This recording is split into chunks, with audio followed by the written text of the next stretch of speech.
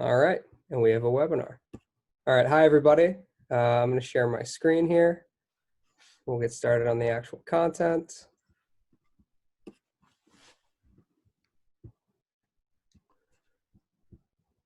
Okay.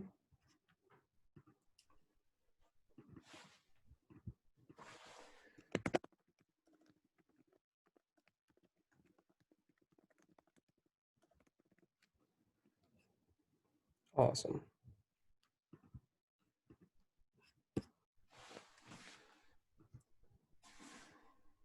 All righty. Well, thank you to everyone for joining us. I'm Pat with the Giving Block. We've got Eric from American Philanthropic. We're going to be going over some of the basics for digital fundraising. American Philanthropic was kind enough to put together kind of 5 core pillars of a digital fundraising campaign. We've got Eric from their team to break down from that expert perspective. And then throughout the presentation, we're going to ping pong between that and then the more targeted approach of working with a crypto audience specifically and kind of factoring in how that plays with younger demos, millennial, Gen Z specifically, but then also with a different mode of donation, just to add a little bit of an additional layer of complexity. To kick it off, though, we're going to do intros for the team. Some of you all, I'm sure, will be clients and friends, but for first timers, we are the Giving Block. So we set up nonprofits to take cryptocurrency donations, and then we help them actively fundraise it. So about 75% of our work is actually running ads on the different platforms or developing corporate partnerships where you buy and sell cryptocurrencies, where you check the prices, where you manage a portfolio, the crypto news outlets, the influencers, the key opinion leaders, just building out that brand and being kind of like the face of nonprofit and corporate social responsibility in that ecosystem. There's currently about 100 million users. We'll get into some of that, I'm sure, during the deck. But our team works with a bunch of notable nonprofits and a lot of the smaller ones as well, helping them get set up the right way to take it and actively fundraise crypto.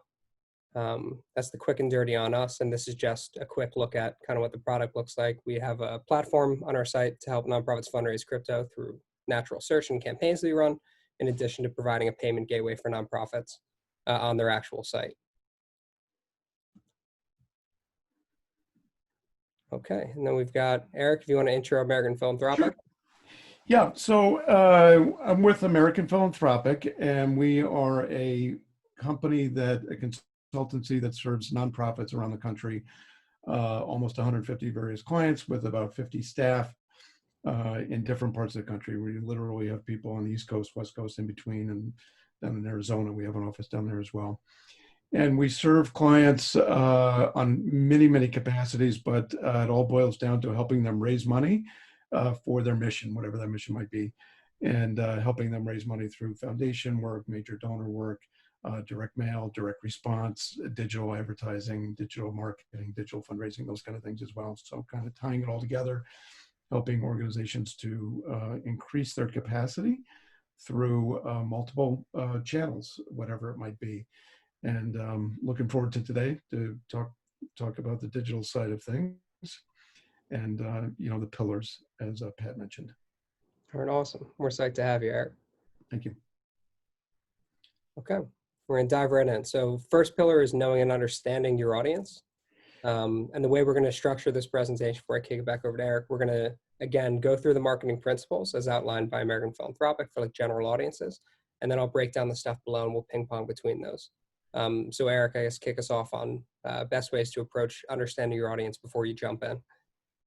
Yeah, great. So the marketing principle here is the understanding your audience, and there's well, do you want? I can get us talk here and pertain back and refer back to these 3 points, right? Yeah, is that kind of the most important idea here that is in this principle is the idea that you have to speak to your donors as individuals, right? You need to know who they are, what they stand for, what their sentiments are, kind of what their pain points are, all of the things that we think about in the marketing world, right? Of how we market to somebody holds true in the fundraising world as well. But we have to go a little deeper and really understand their true love language. And what I mean by that is their sentiments and their interests, making it super personable, and understand their motivations and why they want to give to an organization like yours. Right. In other words, like if one thing on everybody's mind this day and age, and not everybody's mind maybe, but is, food banks and things like that have been doing an amazing job during this pandemic. There's been a lot of people out of work or underemployed and things like that. And there's been a particular strain on food banks and things like that. So someone given to a food bank, the motivation might be, or their pain point or their frustration might be, I just can't bear to think about a family that won't have enough food on the table during the holiday season or something like that, right? It's a feeling, it's something that they feel and that they believe. It's not just, gee, I want to give somebody a meal. It's I just can't bear, I can't sleep at night thinking I'll have food on my table and someone else won't. So there's a motivation, there's a sentiment, there's some kind of a feeling down below all that. And we need to really understand it as a fundraising marketer so that we can speak to those pain points in a very direct and distinct way across everything, direct mail, foundation work, major giving work, but primarily in the digital world is even more, very important. And to kind of present that level of compassion and a sense of duty to the person while we're doing that. So understanding their audience, understanding their sentiments and interests and understanding their pain points and motivations, is the core pillar. If you don't understand who you're speaking to and understand their pain points, you're going to have a difficult time reaching out to them. Okay, I love that. Yeah, and I guess where we jump in on crypto, that's kind of depends on how you say it, pathos appeal. Resonating with people based on, their ethics and what they find to be important, making an emotional connection with them, having an impact that they themselves can connect to. We leave that to the nonprofits for the most part. You're able to tell your stories more effectively than we can. You work with groups, obviously, like American Philanthropic. With crypto, it's much more of a logos appeal. And we do try to get nonprofits to use that a little bit more across the board, in addition to kind of saying, hey, here's what the issue is. Here are the people affected or the community who has this problem that we're solving. On top of that, I like to see things like, here's why we're better than the alternative places you can put this dollar, kind of like an investment standpoint versus an individual giving standpoint.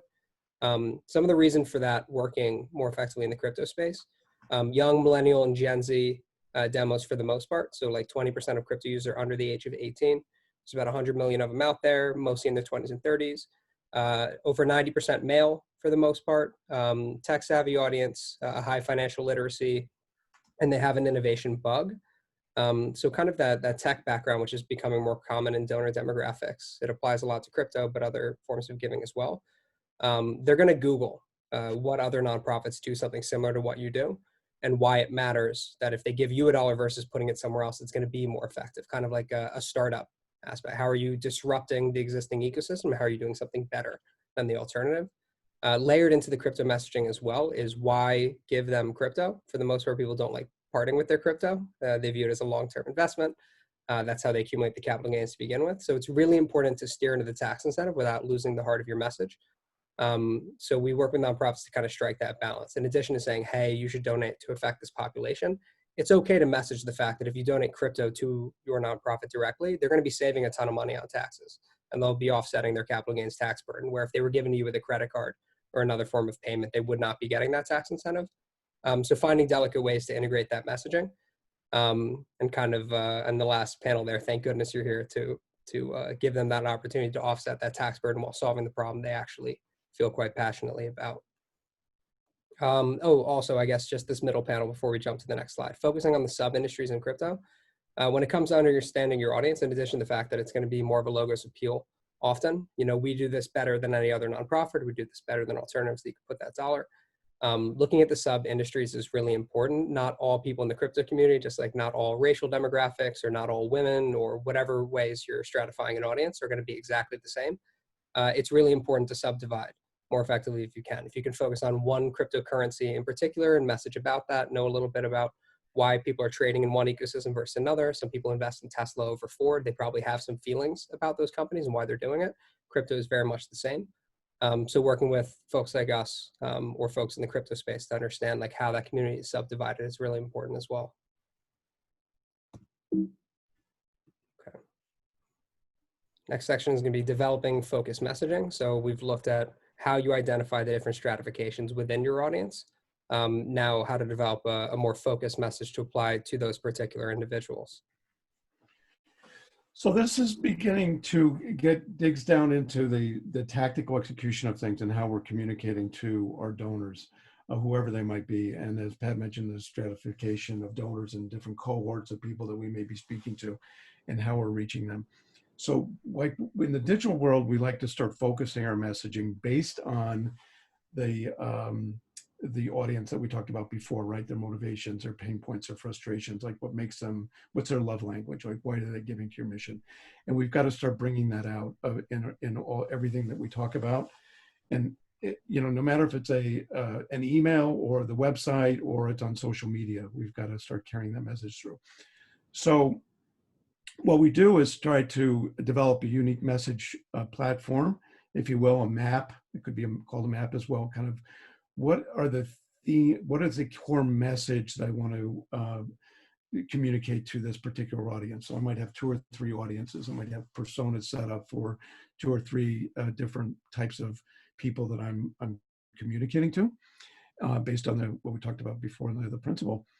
And then our core messaging is going to reflect that. So, for instance, back to the food bank, we would want to develop a language that speaks to those cohorts, those personas more intimately. So we talked before about understanding their idea that they can't bear to think about somebody without food at the holidays or something like that. So, but the talking point might be, in our city, 75% of families living below the poverty level go hungry every holiday season, something like that. Your donation today ensures that no family will go hungry during the holidays. So by phrasing some language like that and having some talking points along those lines, is playing back to their fear that somebody's going to be without food, but it also gives them a path. Like it gives them a stat like, oh my gosh, there's 75% of the people, whatever, I made that number up, by the way, are without food, but then it gives them a path to be able to help. Like that their donation will actually help and can ensure a family to be without food, won't be without food this holiday. So that's kind of the idea. That's kind of the methodology we look for. Like, what are the sentiments, pain points, and then craft a message for that group of people, so that resonates with them more individually, if that makes sense. I love that. Can I ask you a follow-up question on that before I even dive into my Yeah. section? When you're talking to nonprofits about how they say, when you give us this amount of money, this happens, do you tend to like to drive that into buckets? Every dollar you give does X, or $100, like try to find a unit of currency and a unit of impact? Or do you try to leave it vague because you think that could limit gift giving? Like, does that increase the odds of a gift but lower the average? Or do you know any? It's a great question. Yeah, that's a great question. Yeah, it's a phenomenal question, by the way, Pat. But in generally speaking, we like to attribute a dollar amount, like we didn't do it here on the food bank thing, but we might say for your gift of $25, you will provide 5 families with a Thanksgiving meal or something like that. So we like to be as specific as we can. But even if it's a major donor ask, and then we need to build a new building to house all the food for the food bank. Your gift of $500,000 will help, will provide 25% of the $2 million needed to build this wing to the new building, so we can, have food and serve another, 5,000 families in the community or something like that. So yeah, you're always trying to tie it back as much as you can, specifics. There's some philosophy in general, or some principle people follow too, like an open-ended, like, please give to your best gift today for families in need or something like that. You can, but it usually it suppresses the amount of the specificity of it is usually not as attractive in a fundraising appeal. So, but it works. You're still going to raise money, but it would be the more specific, the better. Okay. I like that. That's awesome. Yeah. Okay. Yeah. Now the crypto, not alternatives, but add-ons to this. When it comes to crypto messaging, for the groups on the call here who are already our clients, or if you're taking crypto with another system, making sure not to overdo it when it comes to crypto-centric messaging. We always use the Steve Buscemi example. I forget what show it's from, but where he tries to infiltrate a high school. They send him in. He's got like a skateboard under his arm and a backwards hat. And he's like, "Hello, fellow children." And you can just tell, obviously, like the guy's not a high school student. We see a lot of that in crypto, and then with millennial and Gen Z giving. It's like not everything needs to be a TikTok. So when it comes to the crypto-centric messaging, just like making it really clear cut, like, hey, here's who we are. You don't have to alter your identity to try to mirror theirs. We know what's important to you, but like we're not going to pretend we know everything. So we definitely make sure, just like mention the different cryptocurrencies that you're taking and kind of why you're taking it. But when it comes to using the slang or whatever else it might be, we generally try to avoid that when it comes to unique messaging. In terms of the themes and key talking points, tax incentive for sure, first and foremost, reminding people, because not everyone in the crypto space, same thing as most people who hold stocks, don't think of them as a capital gains offset opportunity as they're moving out of positions at the end of the year. It's usually just high net worth folks who are more informed or have an accountant who can be more informed for them. If you can tell your donors and your audience, like, hey, here's a way that you can give us more money, it increases our bottom line, it offsets your tax burdens. You can increase the average gift size and improve their impact. Impact, of course, and transformation. From a crypto standpoint or kind of a tech standpoint in general, a lot of that, again, has to do with the innovation aspect. So in addition to saying, if you give us meals or if you give us this money, we can supply meals to families who are otherwise going to be hungry. Talking about how you do it differently tends to resonate, I think, with younger donors in general, in my experience. But then with crypto folks, of course, if you're using any sort of technology or you're getting folks connected or, here's the old way, here's the way we're doing it now, that kind of stuff has kind of a viral quality. It's also better for news outlets. If you're looking to get coverage to enhance the people paying attention, other than your donors, if you talk about doing something differently, that's suddenly a story, not just an ask for donations. And then I guess finally, the calls to action. When people give you crypto, what's different? Obviously the tax incentive, but you can also talk about the fact that maybe you've got social sharing buttons on your crypto page in particular, and they can say, hey, I just donated crypto, which now becomes a cool thing. In addition to supporting the nonprofit, I just supported the technology that I believe in. Yeah, I would say in addition to the tax incentive, just make it really easy for them to get credit within the crypto community for doing something impactful that comes with corporate partners and individuals. The easier you make that for them, the more likely they are to do it. So not just how you can be helped by them, but how you can help them enhance their social standing, because that's obviously going to be an aspect of gift giving and nonprofit support. People are going to, take social status into account and want to be seen as the good guy. Cool. Okay. Goals, objectives, strategy, and tactics. Now we're getting into the meat. Okay, good. So yeah, it's the goals and objectives, strategy, and tactics. So the key on that is actually setting them, right? And setting goals and objectives. And many of us always jump towards just strategies and tactics. And many of us jump towards just the tactics, like, oh, we're going to start a Twitter account and we're going to start tweeting every day about our nonprofit or whatever. But you need to step back 3 steps before then. You got to start setting goals and objectives, and then the strategies and the tactics will follow from that and will support that. So the primary thing there is just to step back and in simple terms, try to determine what you're trying to accomplish and assign some measurable term to that goal. So your objective needs to be measurable. And so what I mean by that is just saying, like, maybe your goal is to raise money, which it might be raise $100,000 for the food bank that we're talking about, right? For holiday meals. Then you might have that goal. The objective might be a little different. The objective might dovetail into that, but it might be to more specific, might be to get 1,000 new people to support the food bank. Or maybe you have an objective just to get 50,000 new followers on Facebook to like us and understand and share the need of the people in the community or something like that. You might have a goal just about that. Or it could be get new members. Maybe you're a member organization, something like that. And maybe your goal is just getting new members or signing up for a newsletter or something like that, just to build new advocacy and build subscriptions and things like that, even unpaid subscriptions. So the thing with that is to build out set those goals and objectives, and then to build a strategy and a tactic around it. And we'll talk about the tactics in a minute, about the content that you would serve up and the channels you might use. But what you need before that is to translate the goals, objectives, strategy, and tactics into a more of an integrated, like a thematic calendar. Like, what am I going to be talking about? Like, if we're coming into the holiday season, so if you're a food bank or something like that, you're going to be talking about food, the need of food at the holidays, at Thanksgiving. If you're in a cold area and you serve homeless people, you're going to be talking about the cold weather. So you're going to have a theme around that, around the holidays and things like that. So you start just planning it out. It's basic marketing planning as far as planning out your calendar of when you're going to be deploying your messaging based on what we talked about before. So I'm going to have my messaging and my theme, but then I start to outline my tactics, what I'm going to use. I'm going to be on Twitter. I'm going to be on Facebook. I'm going to be on my website. I'm going to have change my banner ad and my email program. I'm going to launch a new 6 part series over the next 2 weeks, leading up to Thanksgiving, talking about the needs in the area and informing people. And some things might be about donations, but other things might be about, just statistics or an infographic on how many people are without food in the area or in need, that kind of thing. And we'll talk about a bit in the next one more about content, which I'll get to in a minute. Yeah, I want to ask you a follow-up on Yeah. this slide also. Sure. It's going to be kind of vague. I'll try to clarify it a Okay. little bit. Separating marketing goals from fundraising goals is like an issue. While I was at the Lupus Foundation, I saw a lot. They would try to bundle them in a way where they were so inexorably tied. You would end up with every marketing goal having a fundraising goal. And what that did is it altered the messaging from here's something that we want people to like, engage with, share, watch, review, like whatever the video would be if it was informative.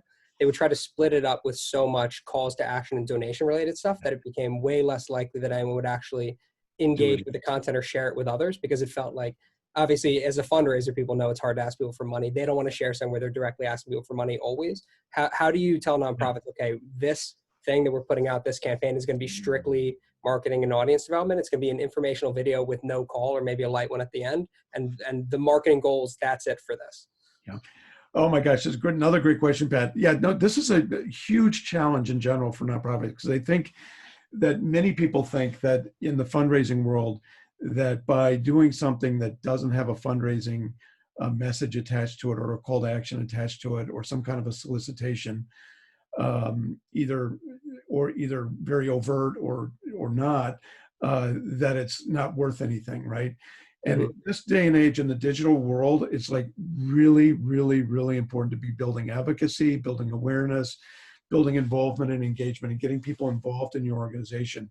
So it literally has to be, hey, come watch this video. We want to share a video with you about whatever. Or we want to, and that comes to the content we'll talk about, is like what kind of content you're putting out. If everything's about fundraising and you're always just asking for money, it's not going to go well for you in digital. Like, you really, really need to be sharing what you're doing, change life stories, share a video of successes. Charity Water is a great example of that, of how they tell the stories that they share through video and how they're making an impact without even an ask in there, right? You want to give after you watch it, because you're like, oh my gosh, this is great, the impact. And they're just sharing, you're raising, it's a rising tide raises all ships. So the digital marketing side of things, yeah, they need to work in unison, because I've seen the opposite also, where the marketing folks are over on the side doing their thing, and then the fundraising folks are over in here doing their thing, and then they're never coming together and unifying. And that's back to the point of the integrated calendar. Very important that they're all kind of marching to the same tune and listening to the same drummer, because so important. But yeah, if the last thing I'll say on that is, if you're fundraising, whether it's website or Twitter or whatever social you're on, or the website, if it's too convoluted with too many calls to action, or too many do this or do that, and too many different stories, and you're going down too many paths, it doesn't work. It's true even in regular, just basic marketing. If you're offering people too many choices and too many options, it starts to fall flat and people lose interest. Yeah. Okay, Yeah, that's awesome. good question. Yeah, no, I appreciate it. It's a good answer. Okay, so on the crypto side of this, starting with the goals related to how much you want to raise. Really simple thing for this, if you guys are taking crypto, breaking it up into different cryptos can be cool. So if you say we want to raise, $5,000 in each of these cryptocurrencies, then you can activate the different communities individually.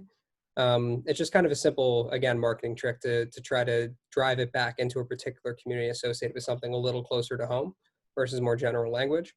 In terms of developing a supporting integrated thematic calendar, down on our end, making sure crypto is lightly integrated across existing marketing. You don't have to have campaigns or every campaign strictly focused on cryptocurrency. It's another mode of giving. But making sure that whatever forms of donations that you're taking, so let's say you take stocks or Venmo, Cash App, like all these other forms of payment that folks can use to support your organization. If you don't make it really easy to access those, so like most people's other ways to give sections aren't linked directly to their donate button, donation page they're getting from some service provider, all of that stuff is going to break down. Like 80% of people leave payment cards in general across nonprofit and for-profit. You think it's okay, they'll figure it out if they really want to give. The answer is no, they won't. They'll leave. They'll usually leave. it better be perfect, and they're going to keep having higher expectations as user experience gets better. So lightly integrating crypto, if you're doing a campaign to generate awareness, just make sure one of your tweets says exact same mission, exact same graphic, call to action. It's not overly Bitcoiny. And at the end, it's like, hey, you can donate Bitcoin for this as well. And then use that as your piece of content for that audience. Super important. Again, with your email newsletter stuff that's going out, same thing if you have a call to action, add a little Bitcoin QR code at the bottom, or a QR code that takes you either to your donation page or your Bitcoin one. You can split it all up. Just make gateways super easy and objective. So yeah, in terms of strategies, don't just make it strategies to get in front of people, but make sure once you get in front of them, you try to pull them in, that the funnel is effective. And then finally, for tactics and outreach, crypto companies and key opinion leaders, way more important than shouting into the void. This is like a misconception for companies, or rather nonprofits who work with super early on, where they're like, well, most of our audience is an older demographic. We're focused on our major gifts demo. We don't really have a social following. We're not sure this is right for us. It's kind of the opposite. You want that following and you want those individuals paying attention, but the best way to get to them again is not to become the thing that they want to get in front of. You're never going to be the most exciting series of events throughout the year, unless again, you're amazing and you have like a really good AV team that's putting together the most compelling videos of all time on that topic, becomes a Netflix documentary, etc. But what you can do, if people are putting out Netflix documentaries, or in our case, if you're a company in the crypto space that's where people go for information, you're the news outlet, you're the most famous podcast, you're the influencers, you're the apps that people are using. Those are the sorts of companies, if they don't have nonprofit partnerships, just like any other industry, working with those companies and people with existing audiences to be like, hey, this is our mission, this is what we're doing, we're raising money for this. If that works for you, please help share that with your audience. A couple of those throughout the year are going to be worth more than whatever natural crypto audience you can generate independent of any partnership network. So partners and collaboration with existing experts is super, super important. That's great. Okay, pillar number 4, providing meaningful content and sufficient velocity. I like that you guys used velocity in this when you first sent it over. Good. Yeah, so this is critical and a little bit, it could be a little bit convoluted for if I don't present this the right way. So my apologies in advance, but you know, first of all, the meaningful content is critical. Like the one thing that is just, it's not just in the fundraising world. It's across the board. People think, oh, we have to have a Twitter account. We have to have an Instagram account. We have to tweet more. We have to do that. Not maybe not. That comes back to your goals and strategies, goals and objectives and your strategies. Maybe you do, maybe you don't. But just to push content out there means nothing. It's got to be meaningful content and relate back to your organization. You know, back to the food bank thing we're talking about, maybe you're a location food bank, you know, and putting out a map and having a map that's available so somebody can download it for your drop-off locations. Maybe you have 100 drop-off locations at different grocery stores and things like that. Put out an infographic or a map showing where those are and make that available for download, or have it on Twitter or something like that and push it around. Like, that's meaningful content. Ties back to your organization, ties back to the purpose, and it gives something useful to the person. Could be a video, you know, things like that. If you're a, you know, other kind of organization, maybe you're a symphony or something like that, you're downloading, you know, song sheets or something, I don't know, or something, bios of people in the orchestra or something like that, right? And people to be able to engage with them and so forth. So having content that's meaningful is by far one of the most important things that you can do. The other and making it relevant, and the other thing is engaging with people and just knowing your audience, but engaging. Just having static things posted is for the most part just doesn't work this day and age. You have to be part of the conversation. You have to be part of the community. You have to be, you know, answering things, getting back to people, posting, going to other people's feeds, going to other people's posts, responding, putting your 2 cents in, sharing ideas, and things like that. So I hope that makes sense. It's kind of the idea of engagement and being part of the process. And the velocity is how often. So if you think, oh yeah, we tweeted twice this week. Well, guess what? The likelihood of you showing up on somebody's feed with 2 tweets in 1 week is pretty much 0. You know, you need to be out to 10, 50. I mean, there's various things you can do your research, but, you know, 10 to 50, if you want to be noticed, it might take 10 or 15 times a day to post, but then it might take multiple times to engage and to be monitoring and to responding and moderating and things like that. Instagram, you know, maybe I need to do 3 times a day. LinkedIn, maybe once every 2 days is fine, something like that. TikTok, if you're doing that, which you can, there's stuff going on TikTok, believe it or not, that's creating a ton of engagement. Might be multiple times during the day and so forth. So Facebook, yeah, maybe get away with once or twice a day, things like that. But that you have to determine what that velocity is. But as long as it's meaningful content that is relevant to the people, that's usable and something that they'll be of interest to them is really important. So velocity, the frequency, and then the content itself, like the quality of the content, those two together are just exceptionally important. Gio. That's awesome. I'm going to piggyback on your thing for a second Sure. and talk not even crypto related, but just Okay. general. Like a lot of what we do is just general fundraising. Um, it's sneak like 95% of the fundraising stuff that we do just as universal support across their different fundraising modes, regardless. But like regardless of the size of a nonprofit, and I mean like if you're less than 100 grand a year operating budget, get Hootsuite or like a social media planning application because that solves the two main things that Eric is talking about in terms of velocity and then the quality of the content. It allows you to think through it. Posting on social every day doesn't mean you have to think about it every day. You can spend time coming up with a plan, mock up a calendar, and then you can log in and engage with that content or other people's content or pop up something when you think of it afterwards. But like what we do for our social, for example, what like most nonprofits should do is lay out, you can do it on a Sunday if your days are super packed, whatever it is, just like a few hours to log into that app and you can load in hundreds and hundreds and hundreds of messages that are already pre-formatted, copy, paste, schedule it for Tuesday, copy, paste, schedule it for Wednesday. And now you have something going on every platform every day, no matter what. Spending a week even as a nonprofit and making sure that baseline is set in addition to whatever other content you're going to have to engage with. Like you're going to get busy, things are going to come up, you'll have a live event, you'll lose track of stuff for a week, you're going to lose so much of that captured energy leading up to an event with your marketing. There's nothing else for people to follow or engage with. And then after that event, when you have that content, like you just ran a gala, like are you capturing that video and then sharing it with that audience? The time that you spend posting that random stuff that gets loaded into the system, not random, but pre-packaged and scheduled, whatever, the hundreds of thousands or whatever amount of people are loading up into that system with that kind of generic content. Once you have that gala, then you post that, video, someone's receiving an award, patient advocacy, whatever it is. Those are the people you're capturing throughout that. And if you stop posting for like even a couple of weeks when you get busy, they'll stop following or they'll disengage and they'll go somewhere else. It's got to be loaded in and baseline. So that was just to piggyback on your thing. On mine, yeah, appreciate it. Mine's super basic. It kind of calls back to a lot of stuff we've talked about. But just to encapsulate all three of these things, it's just layering in crypto messaging to what you have existing. What makes your content meaningful is just the fact that, you're doing what it is you do. You don't have to really tie it to crypto. If you can find a way for it to connect, that's of course amazing. Like if you're, I'm trying to think, like we have some advocacy groups that focus on like human rights and data security. Like that's of course going to resonate with like a cryptographic community that's focused on, data security and human rights, privacy violations against political activists in China, for example, who are getting accounts shut down. Of course, you want to connect that to crypto. Hey, we take crypto. This technology is inextricably tied with the stuff that we're doing.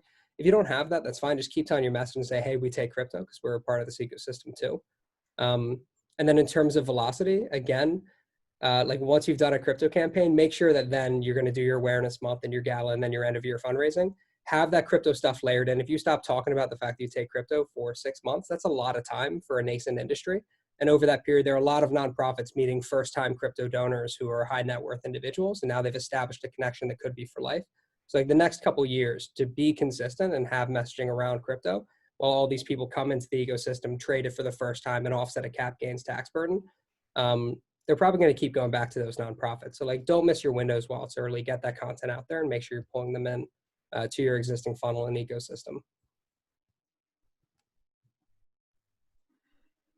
All right, awesome. We're making great time. So utilize analytics and follow through. This is the fifth and final pillar in the system. Okay, thanks. Yeah, so great stuff. So this is just kind of what it says. It's the analytical side of the back end. You plan it out at the front. Back, you're setting your goals and objectives. I wanted to get 1,000 new subscribers or 1,000 new likes or whatever it might have been, or new donations. And I had my measurements, my KPIs I was going to be measuring and so forth. So I need to measure that, right, on a digital, right? Like what's that? It's like a sales funnel type of thing. What's it take to get one donation? Maybe it takes 100 visits to my website or something like that. So I need to be measuring all those things and learning from that and adjusting as I need to going forward. So really important to be using some kind of a tool to be able to do that. And in the Hootsuite, something like that is very important just to be able to be posting, as Pat mentioned. Huge, huge to be able to do that, make it much simpler and make it manageable, but also be able to then go into each platform in itself.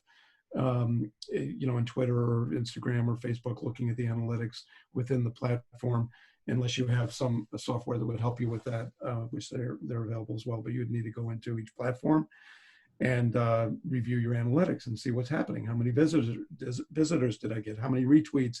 How many followers? What was my reach of this Instagram post? And those kind of things. Very, very important to be tracking it. I did a test the other day just on one of the accounts I kind of manage for myself, because I try to, keep going on this stuff so I know what's going on. Did very similar post and posted without hashtags, and then I posted with hashtags. Well, lo and behold, the one without hashtags got 0 traffic, 0 views, 0 on Instagram. But boy, you put in the hashtags and all of a sudden you start to get noticed and people find you, and I got some new likes and things like that. Or I mean, some new follows and things like that. So even hashtags, monitoring what hashtags I'm using and those kind of things is very important. Last thing, just to come back on it, is the monitoring and moderating. Is just being involved. It's just not enough to push content. You need to be part of the community and part of the conversation, and you need to be a thought leader. The people that are extremely successful, someone like, if you're familiar with a Gary Vee or somebody like that, Gary Vaynerchuk, like the way he engages with his audience, like, I don't know how he does it. Like, it's literally like, does this guy have 3 twins or something? Like how he is involved with so many people on a personal level. It's pretty remarkable, but it's amazing. Like, he does it, and he's involved in monitoring and moderating and involved in very much part of the community. So good goal to have. That's it for me. Thanks, Ben. This is awesome. I'm gonna, once again, before I talk about the crypto thing, dive into some of the basics on this, because I love this stuff. Staff, and then outcomes, benefits. Okay. Yes, for metrics, making sure that you have like what are called SMART goals, or depending on how you do it in your team, like something that you can actually measure. Super important, obviously. You were talking about hashtags. Another trick with this stuff is associating hashtags with your campaign. That is not to, latch onto existing momentum associated with a hashtag from external events that you're, plugging into. It's just to track your posts. If you're running, 3 different campaigns at the same time, you can do like one that's worded this way, it's more emotional, one that has to do with like impact related stuff, and one that's like every dollar you give goes to research. And just do the hashtag, like for when I was at LFA, hashtag LFA research, hashtag, LFA X, hashtag this, and then you put them out. It's really easy to then, instead of trying to break down your posts, like from an analytics standpoint, if you're just looking at a quick and dirty review, you can just type in one of those hashtags, and then there's 10 posts that only came from your organization that were aligned a certain way with certain messaging, and you can just look at that feed and compare them to one another. So setting up stuff that you can follow. Same thing with URLs. I forget the term for it exactly, but you can load in, all of this basic information around a URL. If you share a link from one's from your newsletter, one's on social, one's whatever else, the same link that goes back to the same video, the ones that are from your, your social versus, Facebook, Twitter, whatever else, newsletter can all be linked back. Eric, do you know the term for those URLs where you tie all that info in? It's got a specific. Okay. Right. If you type in URL tracking, it's a category of analytics. But anyway, getting out of the weeds. Another thing is with analytics and follow through, associate that with a member of your team, like even if they're very, very minor, and I mean minor as in like interns, even make them own some sort of a metric. One, they'll like it. Like, people like ownership over things, obviously, to feel like they do something and you can see exactly what they did and they can measure, hey, I did this thing, this was me. Associate metrics with different staff. Don't give 10 people the marketing department the goal of like getting your broad idea done with no tactics under it, and then expect somehow like it's all going to come together. And if it doesn't, everyone is to blame. Like, break it up for like, you are responsible for making this thing happen. You're responsible for this thing. The more you can break it up and not only get the goals to be narrow and objective, but associate with individual staff members who have like some autonomous control, the more ownership they'll feel. You'll lose the tragedy of the commons effect. I think it makes people work harder, but it's also just better at tracking the outcomes. And then, yeah, you already kind of touched on this, but Gary Vee, benefits for the people who engage with you.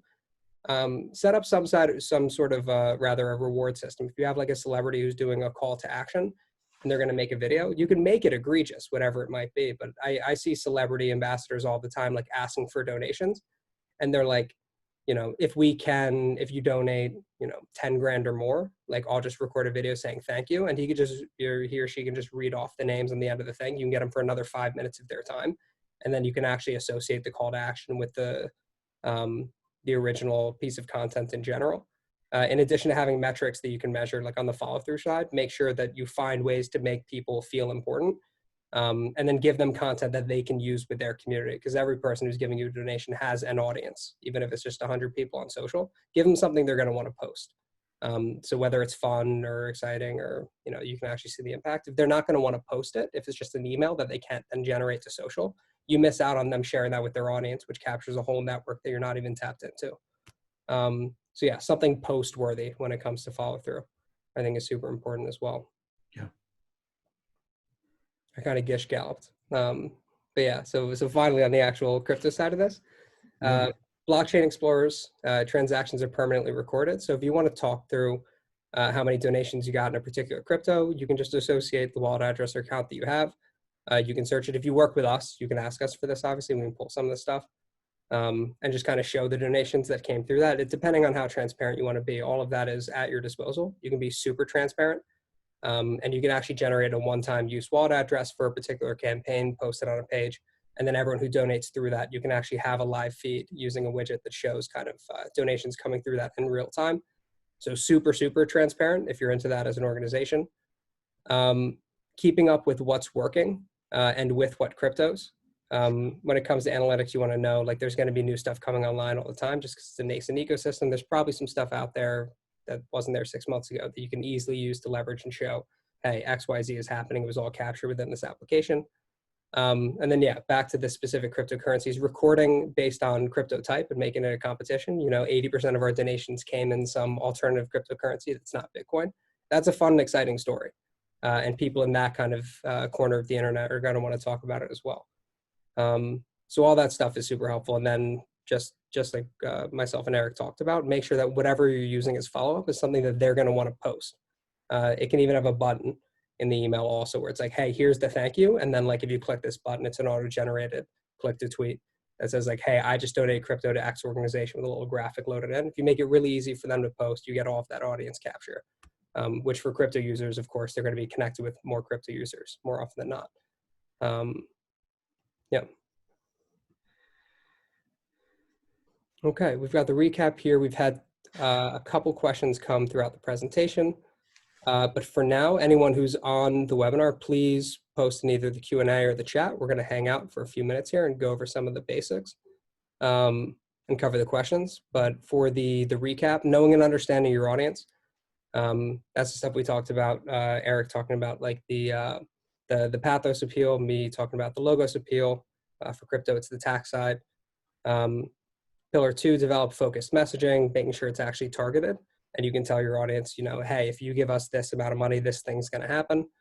And then explaining, I guess one thing we kind of went past, like, explaining not only your mission, but your problem was a huge problem with the Lucas Foundation. A lot of places where they go, hey, if you do this, we do this for that problem. And it's like, tell me how bad that problem is. It's like, well, our audience knows how bad the problem is. That's why they're giving. It's like, not everyone who sees your content is an existing donor.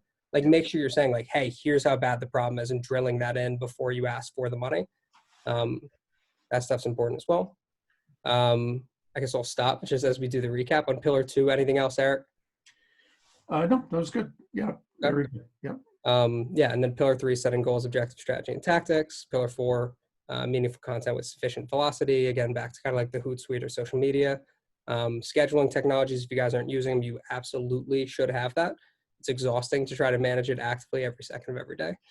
And then pillar 5, using analytics and follow through.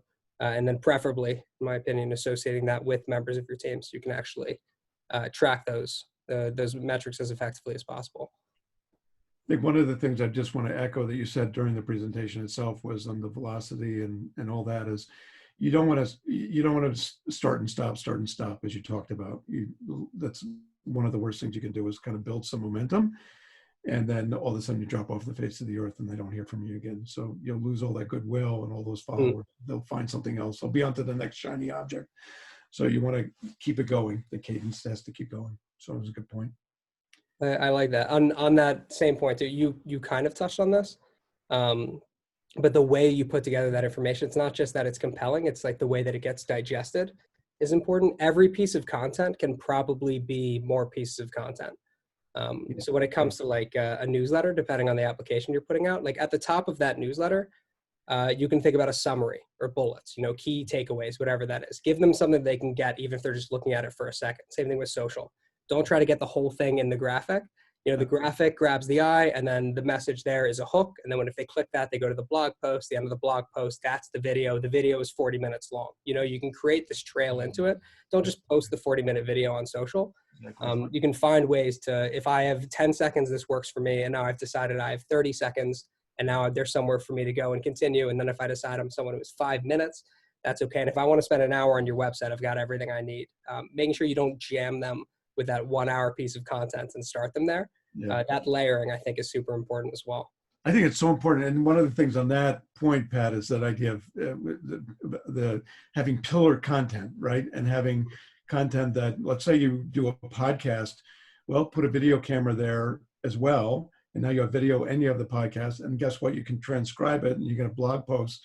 And then the video can be put into snippets, right? You can do 15-second snippets on Instagram. It might be a 15-minute podcast, but I can do 15 posts then every day, part 1, part 2, part 3, something like that, right? Or do it in reels or stories and have it a little longer on Instagram or something like that if I want to show 2 or 3 minutes at a time.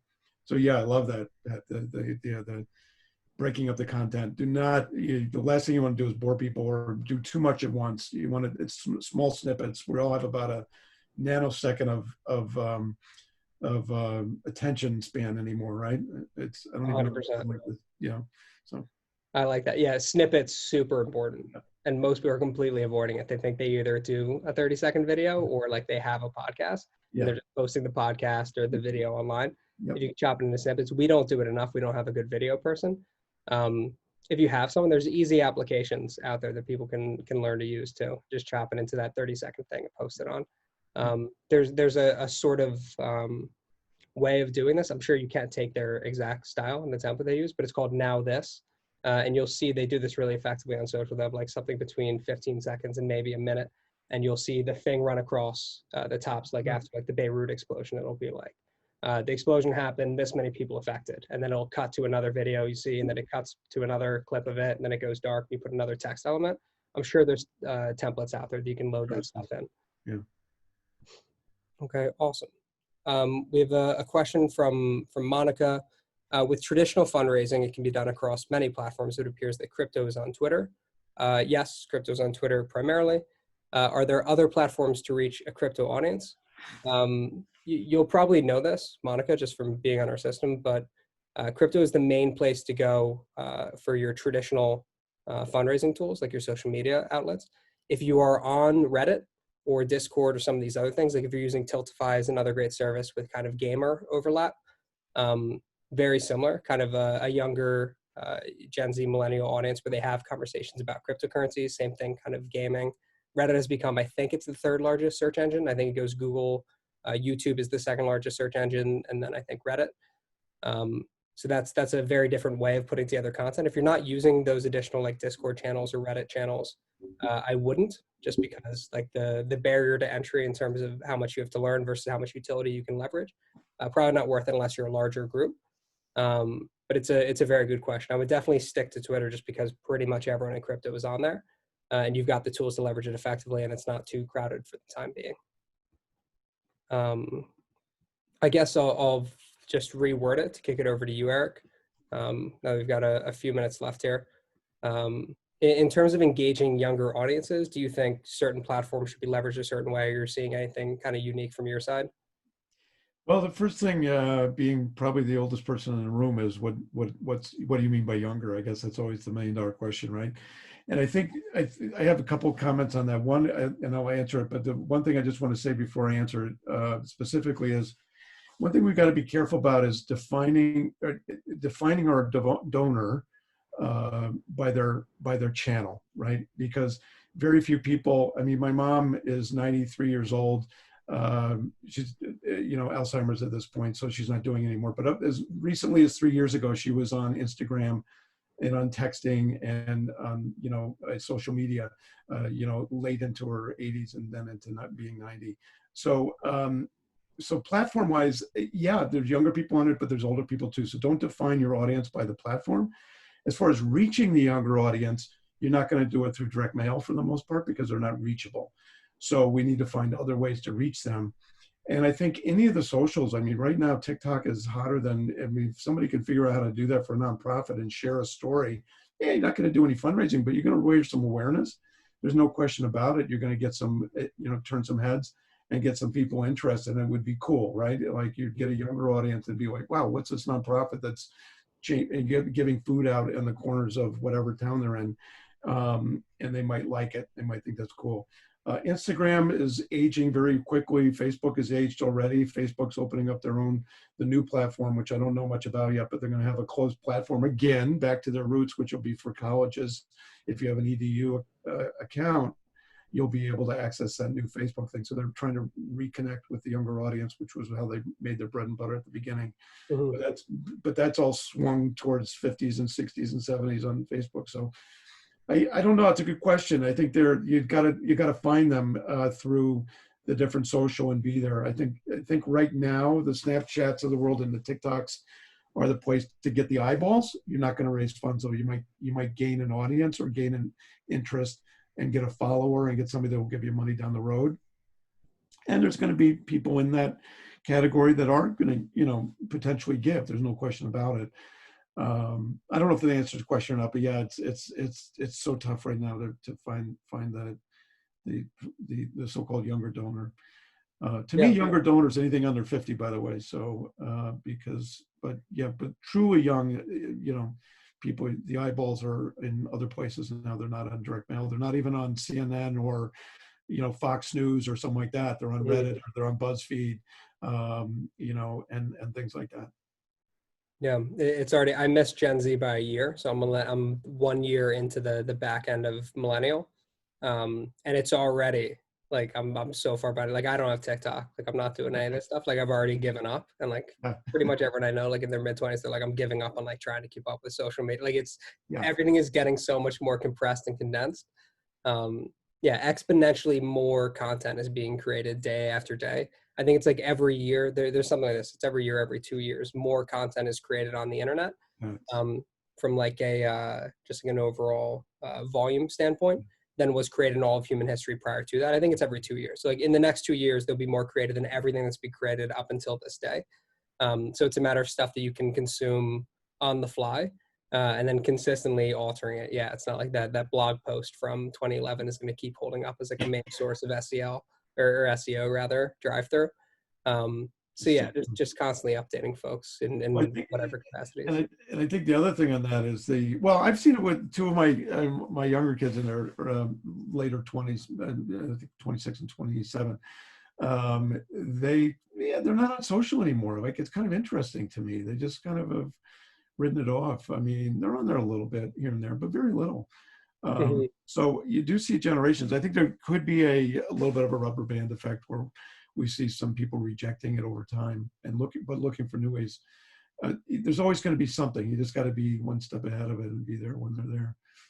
Yeah, I've got a theory. Then it gets super deep on like how this is going to happen. But I think, media is getting more decentralized. It's going to be a lot more pockets that you need to figure out like to access people. So I think ultimately nonprofit work will probably get more centralized, which is not great news for everybody, but it could be in that, like, I think there's going to be a lot more merging of nonprofits and pretty much be like, if you're going to play this game across 180 different platforms, you're going to need experts that are not only good at Twitch, but are very good at Snapchat too. Like the way you build out those teams and reach people to compete against the organizations that can be across all those platforms, you're probably going to have to be larger conglomerates.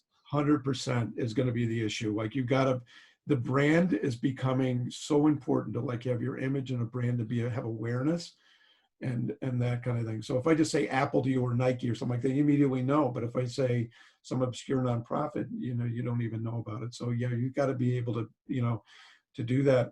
And I think that's going to be, oh my gosh, that's going to be so important to be that. And the other thing on that is the niche marketing, which I'm excited about, the crypto side of things, because it is a niche. You know, Mhm. there's going to be people within that niche that like certain things that they want to support, and there's a certain mindset, a certain message that's going to resonate with them. And most nonprofits need to start looking for those niches that they can, you know, can that they can play in and find donors in and be of service in.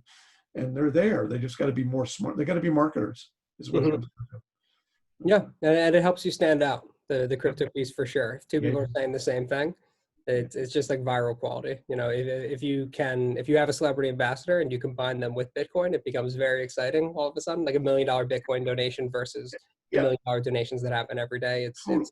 Yeah, Well, it's the takeaway from that for a lot of people is going to be, wow, that's a really cool charity. They take crypto, you know, uh, that's a neat charity. What are they like? What are they all about? They're really innovative. They may not say yeah. that, but that's how they're thinking. They're thinking, wow, they're cutting edge. They're innovative. Yeah, we've got a group now that's trying to leverage that to formalize a relationship with Twitter, because Jack Dorsey also owns Square and the Cash App. The Cash App sold, I think it was $875 million of Bitcoin. So they have a Bitcoin exchange plugged into that now.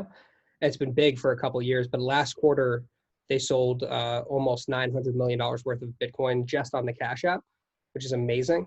So they're getting a big presence there, and they did like 17 million, I think, in revenue just on fees on that.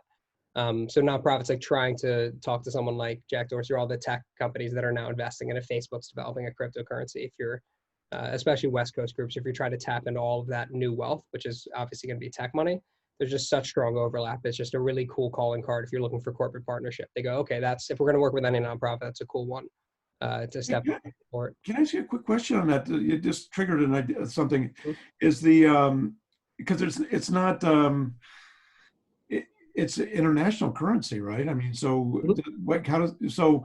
There's no exchange rate, right? So it's the exchange is the exchange. I mean, it is what it is. So is there any benefit to an international charity? I guess that's what I'm getting at.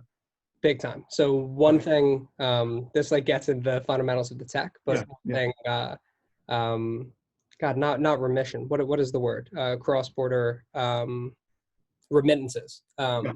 A lot of international charities are looking at doing one for remittances, two just for cash programs, like delivering aid to people, especially in countries where the exchange rate's really bad. Crypto exchanges are universal and accessible. For refugees going across borders, super important because you can't access your banking infrastructure once you get across the border. For women in countries that aren't allowed to control their own financial assets. So like women in Afghanistan are learning to code, and then they're paying the women in Bitcoin, because if they open a bank account, like the men have to tell them when they can access their funds. So now they're opening cryptocurrency accounts, which is really cool.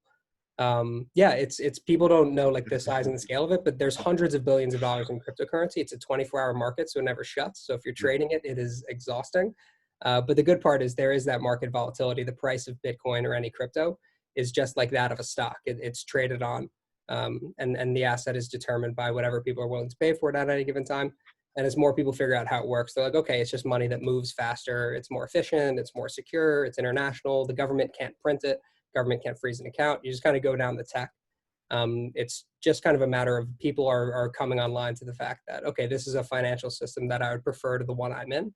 And by buying Bitcoin, I can invest in the idea that, okay, if this becomes more widely adopted, which over the last 5 and 10 years, it's been the best appreciating asset class. If we continue on that trend, then my asset will appreciate while I also learn about the tech that I'll ultimately be engaging with. Yeah. It's exciting for sure. That's cool. Really cool. Okay. We are at 3:01. Um, that was a really fun way to wrap everything up. Yeah. We don't have any other questions from folks, but maybe you sent some via email. If you have any questions, I'm at pat@thegivingblock.com. Eric, is there a best way for folks to reach you as well? Eric at americanphilanthropic.com. It's a little mouthful, but Eric, ERIC, at americanphilanthropic.com. Okay, awesome. We'll be following up. We'll have a video of the recording here if you want to share with other members of your team, or if you just want to review. Any questions you have for me or Eric, please shoot it our way, or send us a note through our site. For everyone who joined today, thank you guys so much for coming. We'll recap as much as we can, and then yeah, any other questions, we'll figure it out via chat or email or however you come in. All right, awesome. Thank you, Pat. Thank you, everybody. Thanks for Eric, joining. thanks very much for coming. I appreciate it. All right. All right. Here. Bye, everybody. Have a good rest of your day. Thank you.